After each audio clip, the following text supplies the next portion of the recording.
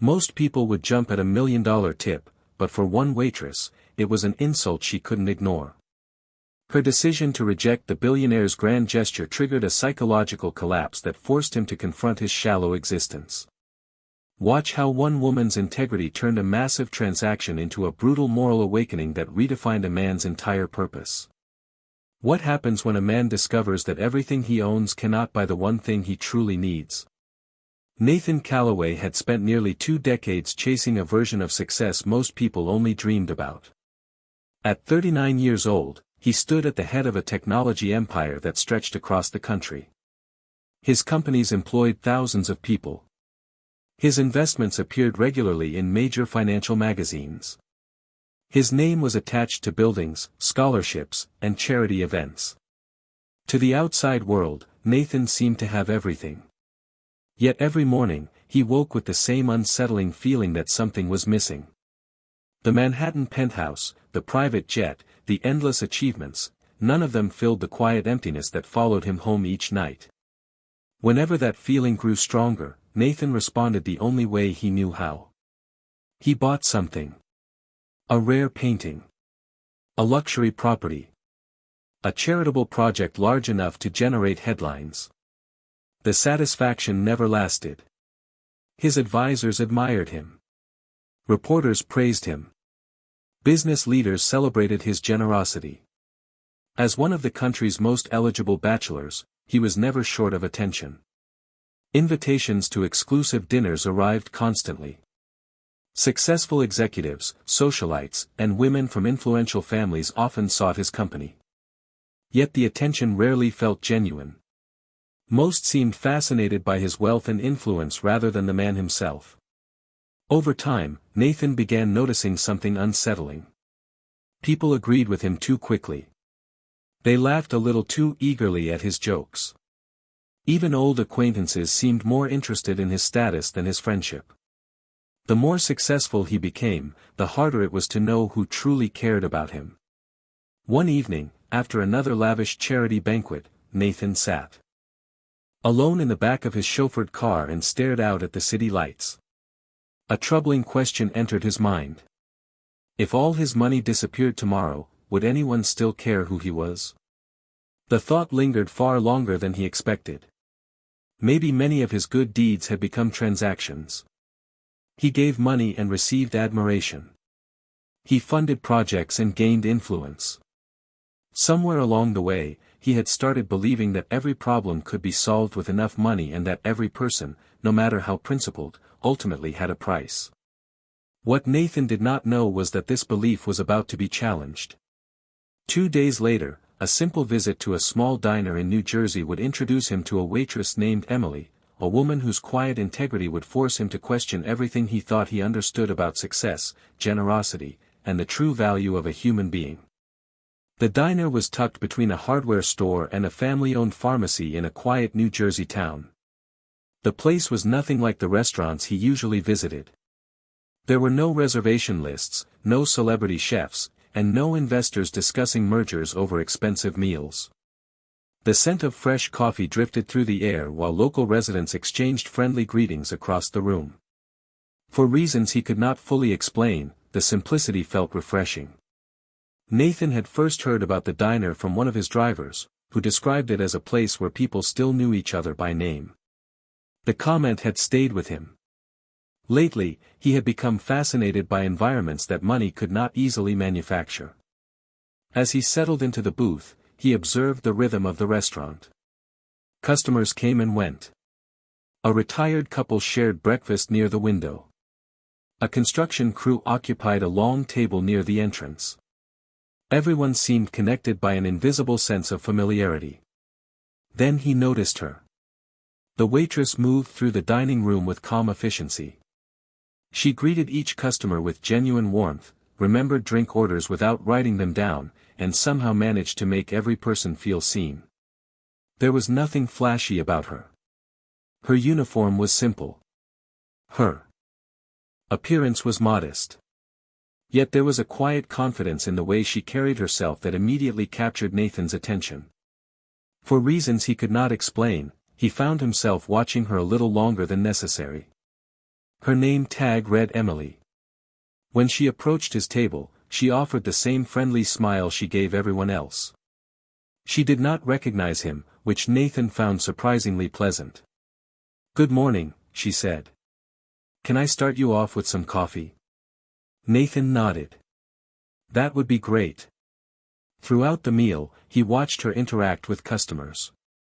An elderly man struggled to reach his cane, and Emily gently brought it closer before he even asked.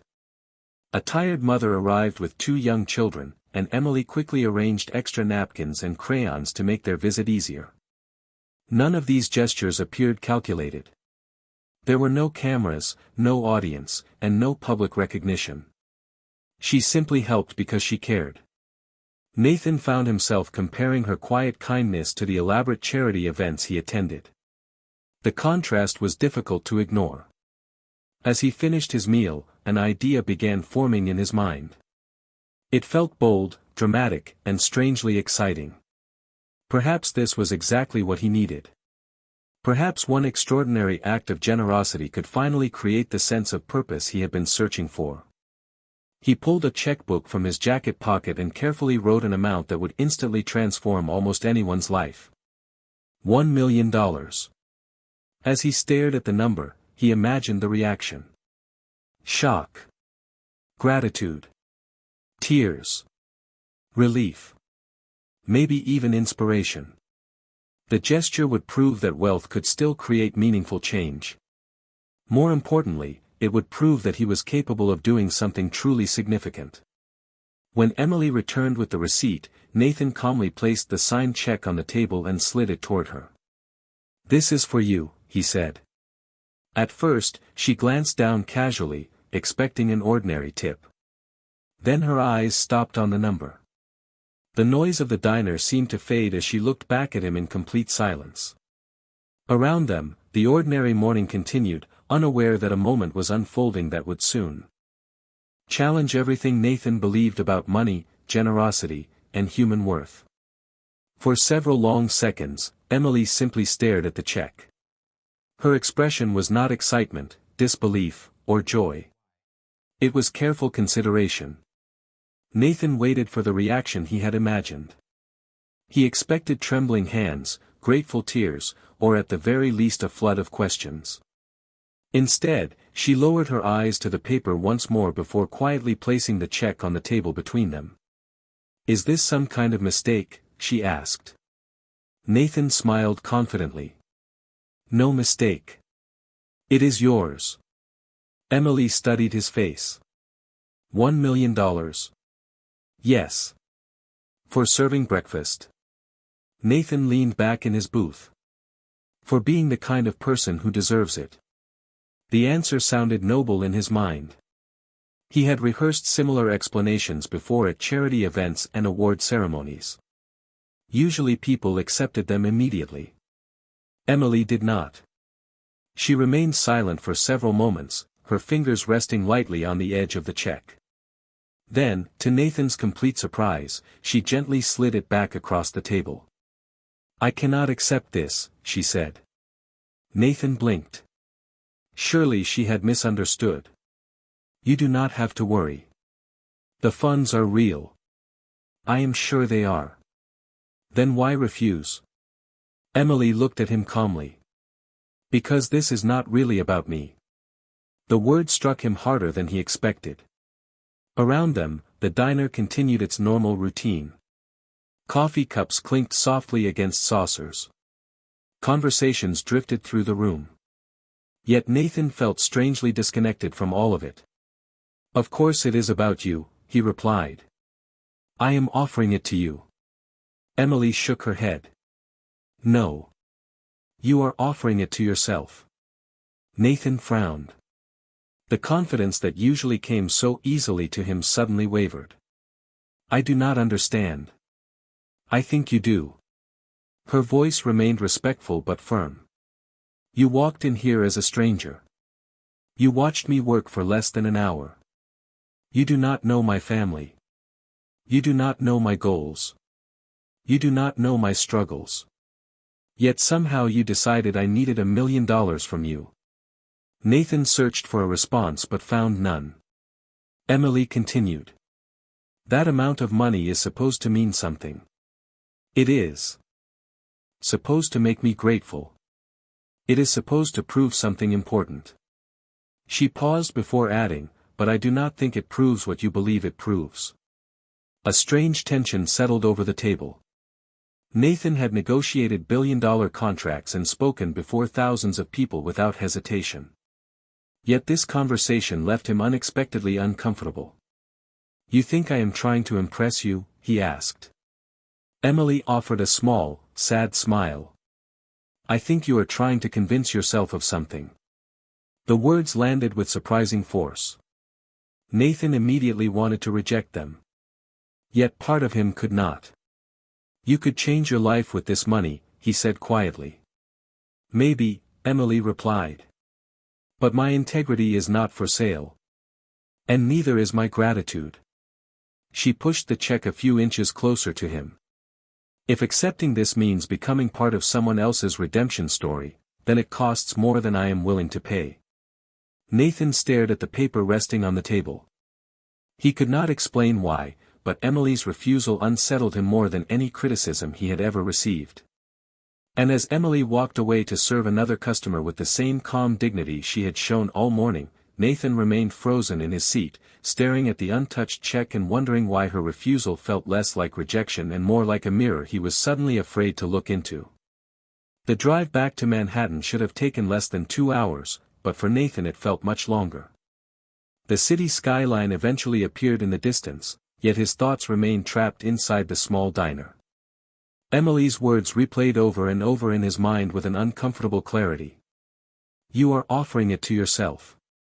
If accepting this means becoming part of someone else's redemption story, then it costs more than I am willing to pay.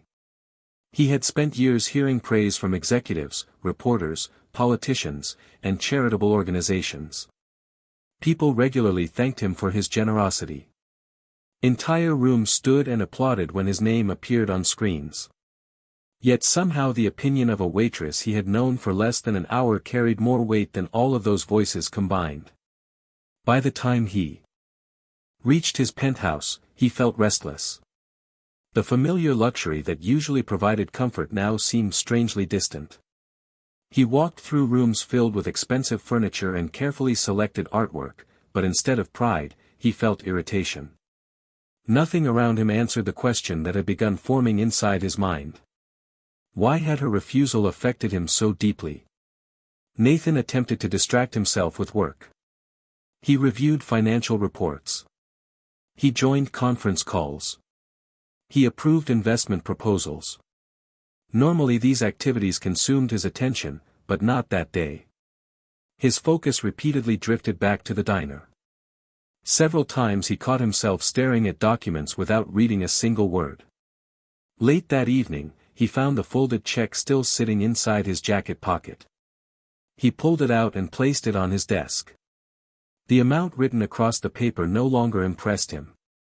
Instead, it seemed to represent a failure he could not explain. For years, wealth had been the most reliable tool in his life.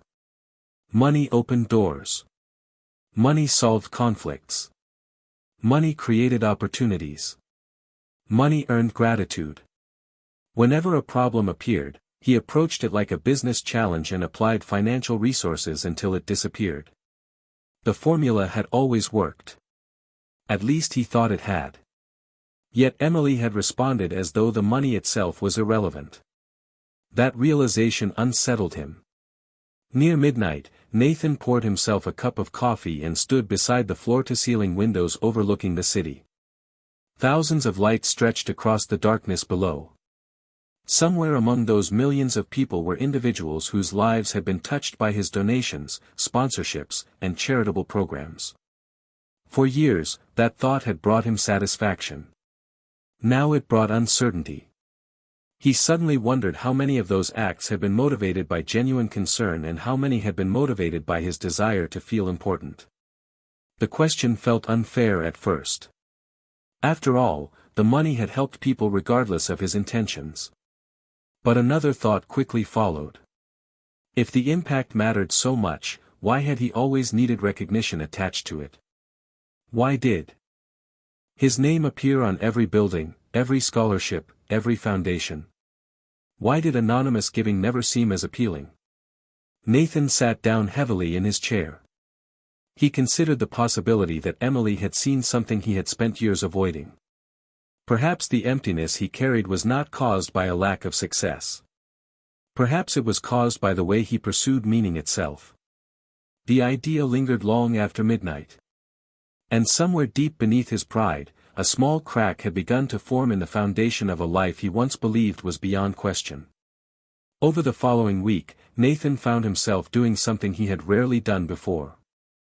He began looking backward instead of forward. For most of his life, his attention had always been fixed on the next acquisition, the next investment, the next achievement. Reflection felt unproductive compared to progress. Yet Emily's refusal had planted a question that would not leave him alone, and every answer seemed hidden somewhere in his past.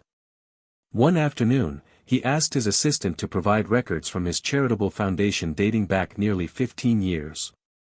Several large boxes were delivered to his office.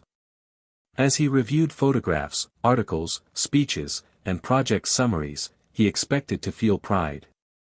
Instead, he noticed patterns he had never fully acknowledged. In nearly every photograph, he stood at the center. In nearly every article, his name appeared prominently in the headline. Buildings carried his surname. Scholarships carried his surname. Community centers carried his surname. Even many of the projects supposedly designed to help others somehow seemed designed to reinforce his own image. The realization made him uncomfortable. He opened a framed photograph taken during the opening of a youth education center. He remembered the day clearly. The media had praised his generosity. Politicians had attended the ceremony. Cameras had followed him throughout the event. Yet as he studied the image now, he realized he could not remember the name of a single student who had benefited from the program. Another memory surfaced. Years earlier, a small nonprofit organization had requested funding for a community initiative. His advisors had recommended against it because the project offered little public visibility. Nathan had declined the request without much thought. At the time, the decision seemed practical. Now it seemed revealing. He began to wonder how many opportunities to create meaningful impact he had ignored simply because they did not provide recognition. The questions became increasingly difficult to dismiss. One evening, Nathan attended a prestigious fundraising gala where he was scheduled to receive another humanitarian award. In previous years, such recognition would have energized him. This time, as he listened to speakers praise his generosity, he felt detached from the applause. The words sounded familiar, yet they no longer carried the same satisfaction. Looking around the ballroom, he noticed something he had overlooked for years. Many of the guests were not discussing the causes they supported. They were discussing influence, visibility, and status. The event felt less like a celebration of service and more like a competition for admiration. Nathan saw himself reflected in that culture, and he did not like what he saw. Later that night, he returned to his penthouse and stood alone in the silence. The contrast between his public image and private reality felt impossible to ignore. Millions of people recognized his name. Thousands respected his success. Yet there was no one he felt comfortable calling simply to discuss his doubts. No trusted friend waiting for him. No meaningful relationship untouched by money, power, or expectations. The loneliness he had spent years trying to outrun suddenly stood directly in front of him. Emily had not merely rejected a check. She had exposed a truth he had carefully avoided. Nathan had built an extraordinary empire, but somewhere along the way he had mistaken admiration for connection and visibility for significance. As he stared out across the glowing city below, he realized that the legacy he had spent nearly 2 decades constructing might be far more fragile than he ever imagined. 10 days after the encounter that had unsettled him so deeply, Nathan found himself pulling into the same small parking lot. Outside the diner. This time there were no grand plans, no carefully prepared gestures, and certainly no $1 million check folded inside his pocket. In fact, he had spent the entire drive reminding himself not to turn the visit into another transaction. That proved more difficult than he expected. For most of his life, every problem had a solution, and every solution involved resources, influence, or money. Arriving without those tools felt strangely uncomfortable. The bell above the diner's entrance chimed softly as he stepped inside. The familiar scent of coffee and fresh baked goods greeted him. The atmosphere remained unchanged. Local customers occupied their usual tables. Conversations drifted through the room. Nobody seemed impressed by his presence, and Nathan discovered that he preferred it that way. Emily noticed him almost immediately. For a brief moment, surprise crossed her face before being replaced by the same calm professionalism she offered everyone else. She approached his table carrying a coffee pot. "Good morning," she said with a faint smile. "Back again?" Nathan noticed that her smile reached her eyes, and for a brief moment, the tension he had carried all week seemed lighter. Nathan smiled slightly. "I suppose I am. Coffee? Please." She filled the cup and prepared to move on, but Nathan hesitated. "Would you mind sitting for a moment when you have time?" Emily studied him carefully. "As long as it does not interfere with the lunch rush." About 20 minutes later, she returned during a quiet period and sat across from him. Nathan immediately realized he had not planned what to say. Normally conversations revolved around negotiations, presentations, or objectives. This felt different. "I have been thinking about what you said," he admitted. Emily nodded but remained silent. "The check," Nathan continued. "You said it was more about me than it was about you." "Yes. I did not want to believe that." Emily folded her hands on the table. "And now?" Nathan stared into his coffee. "Now I am not sure." The honesty surprised even him. Emily did not appear victorious or pleased. Instead, she seemed relieved. "Most people spend a lot of energy protecting the stories they tell themselves," she said quietly. "It takes courage to question them." Nathan let the words settle. "You make it sound simple." "It is not simple. It is just necessary." For the next hour, their conversation wandered through topics Nathan rarely discussed. Emily spoke about growing up in a working-class family, about caring for her aging mother, and about the satisfaction she found in small acts of service. None of her stories involved wealth. None involved fame. Yet each one carried a sense of purpose that Nathan found difficult to ignore. At one point he asked the question that had haunted him since their first meeting. "Why did you refuse the money?" Emily smiled gently. "Because I did not want to become a symbol in someone else's lesson." Emily admitted there had been moments when she wished life were easier. Medical bills for her mother had often kept her awake at night. More than once, she had imagined what it would feel like to have financial security. "I am not immune to temptation," she told him honestly. "I just learned a long time ago that the wrong gift can cost more than it gives." Nathan found himself admiring her more with every answer. She spoke about hardship without bitterness and responsibility without self-pity, qualities he rarely encountered among the people in his social circle. "People matter more than moments," she continued. "A dramatic gesture feels powerful for a day.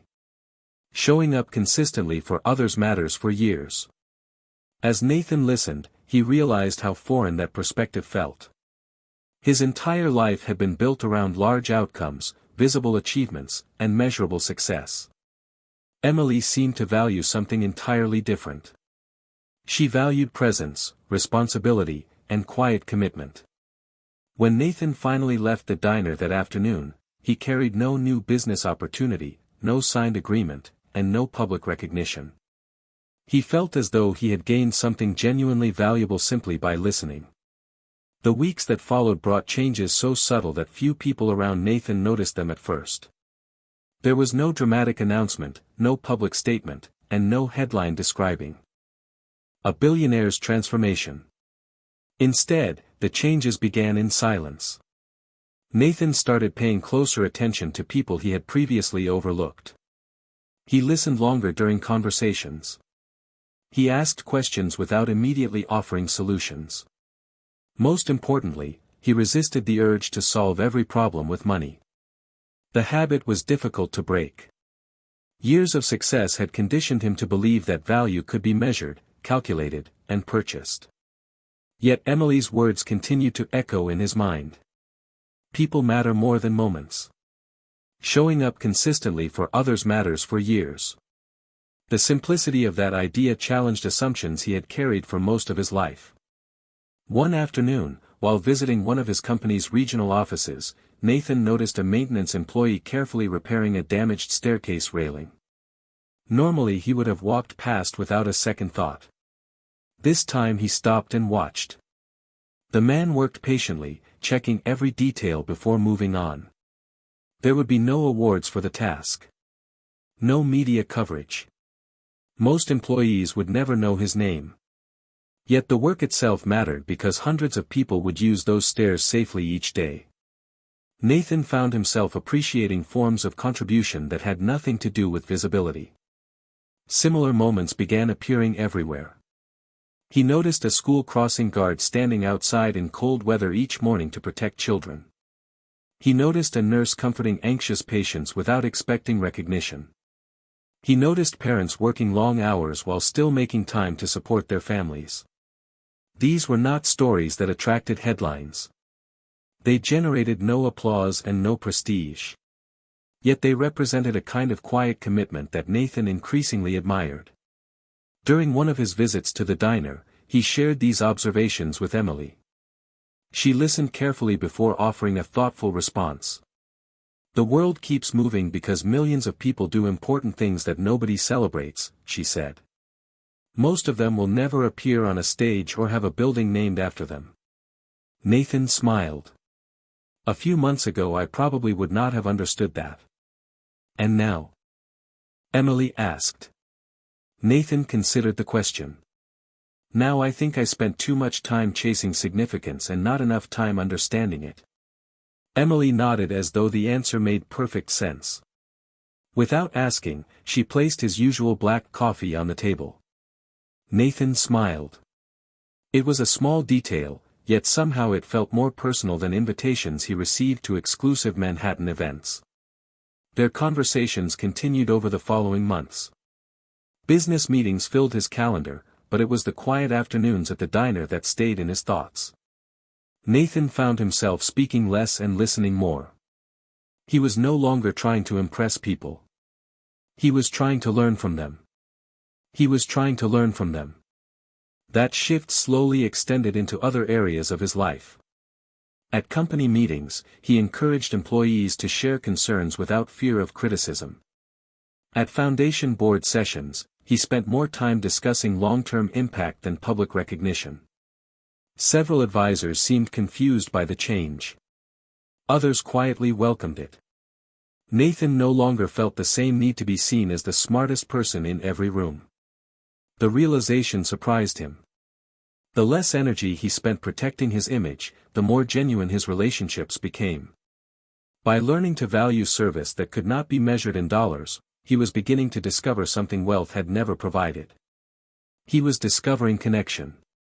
And unlike the temporary satisfaction that came from applause or admiration, this new understanding felt steady, authentic, and unexpectedly fulfilling.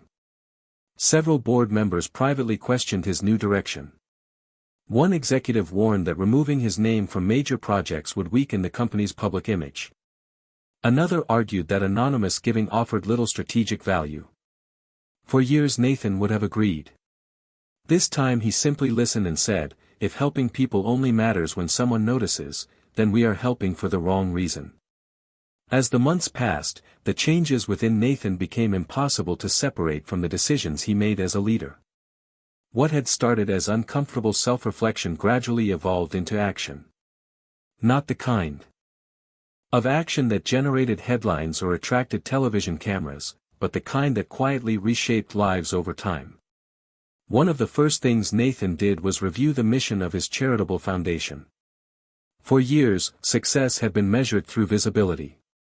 Large donations were often directed toward projects that carried strong public recognition. The approach had earned praise, but Nathan now questioned whether it had always produced the deepest impact. During a board meeting, he surprised everyone by proposing a different strategy. Instead of prioritizing highly publicized initiatives, he wanted the foundation to focus on community organizations that worked directly with local families, schools, and neighborhoods. Several board members expressed concern. Smaller projects rarely generated publicity. Some worried donors and partners would lose interest. Nathan listened respectfully before responding. If recognition becomes the goal, he said calmly, then we stop serving the people we claim to help. The room fell silent. It was not the answer they expected from the man whose public image had been built around generosity for years. Over the following months, resources were redirected toward programs that emphasized long-term opportunity rather than short-term attention. Scholarships were expanded without requiring public ceremonies. Community grants were awarded without attaching his name to buildings or plaques. Employee volunteer programs received support even when they offered no measurable public relations benefit. The changes extended into his business empire as well. Nathan began spending time with employees at every level of the organization. He visited facilities without advance publicity. He met workers whose names had never appeared in company reports. He listened to concerns about schedules, training opportunities, and workplace improvements. What surprised him most was how often the solutions required attention rather than money. People wanted to feel respected. They wanted to feel heard. They wanted leaders who understood the realities of their daily lives. Those conversations reshaped Nathan's understanding of influence.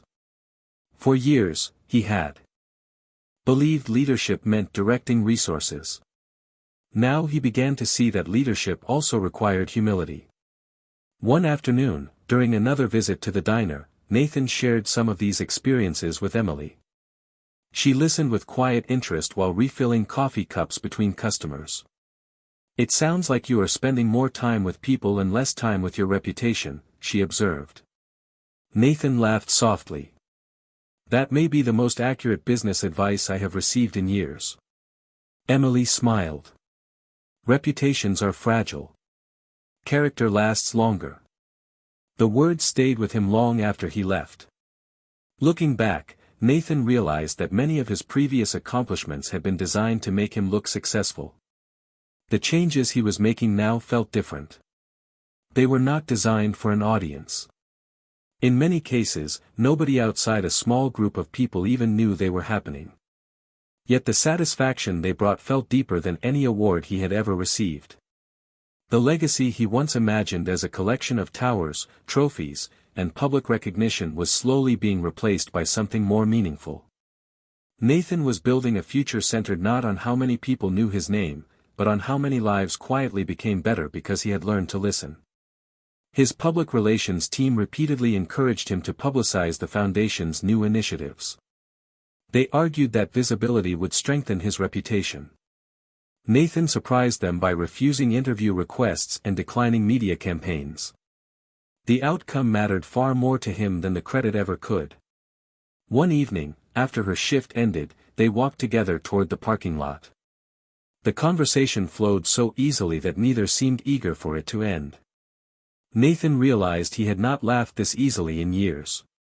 Nearly a year after the morning that had changed the direction of his life, Nathan returned to the diner on a quiet autumn afternoon. The trees outside had begun turning shades of gold and amber, and the familiar bell above the entrance still announced every customer who walked through the door. Much had changed since his first visit, yet the diner itself remained exactly as he remembered. Emily was working behind the counter when she noticed him enter. A warm smile crossed her face, not because he was wealthy or influential, but because he had become a familiar presence in her life. Nathan took his usual seat, and a few minutes later she placed a cup of coffee in front of him without needing to ask for his order. "You look different," she said. Nathan smiled. "I have been told that before." No, Emily replied thoughtfully. I mean it. You seem lighter. Nathan glanced around the diner before answering. I think I am. For a moment, neither spoke. The comfortable silence felt natural, something that would have been impossible during their first meeting. Back then, Nathan had entered the diner carrying assumptions about value, generosity, and success. Now he arrived carrying something entirely different. Gratitude. Do you ever think about that check? He asked. Emily laughed softly. Sometimes. I used to think refusing it was the most surprising thing that had ever happened to me. And now? Nathan looked down at his coffee before meeting her eyes. Now I think the surprising part was realizing how much I needed someone to refuse it. Emily remained quiet, allowing him to continue. For most of my life, I believed money could solve almost anything. If there was a problem, I funded a solution. If there was a need, I wrote a check. I convinced myself that generosity and money were always the same thing. He paused. You were the first person who made me understand they are not. Emily smiled gently. You figured that out yourself. Nathan shook his head. No. You held up a mirror. I just finally chose to look. Outside, a few customers passed by the window as the afternoon sun cast long shadows across the street. Nathan thought about the changes that had filled the past year. The relationships he had built. The communities he had learned from. The countless conversations where listening mattered more than speaking. None of those experiences could have been purchased. That realization no longer frustrated him. It comforted him. You know, he said, there was a time when I wanted my legacy to be something people could see. A building. A company. A monument. Emily raised an eyebrow. And now? Nathan smiled. Now I hope it is something people can feel. Emily nodded as though the answer made perfect sense. The two sat quietly for a moment before she stood to help another customer. As she walked away, Nathan glanced around the diner one final time. Nothing about the room suggested it was the place where a billionaire's life had changed. There were no plaques on the walls and no grand reminders of what had happened there. Yet perhaps that was the lesson all along. The most valuable things in life rarely announce themselves. Respect cannot be purchased. Trust cannot be purchased. Grace cannot be purchased. They must be earned through humility, consistency, and genuine care for others. Nathan finished his coffee and prepared to leave. As he stepped outside into the cool autumn air, he carried no checkbook, no plan to impress anyone, and no need for recognition. As Nathan stood to leave, Emily smiled. I will probably see you next week. Nathan smiled back. I was hoping you would say that. A few weeks earlier, a new community learning center had opened using funds from his foundation. A year earlier, Nathan had walked into this diner believing that $1 million could change a waitress's life. Instead, he found something far more valuable than money, admiration, or success. He found a woman whose integrity changed the way he saw the world, and whose quiet presence had become one of the brightest parts of his life.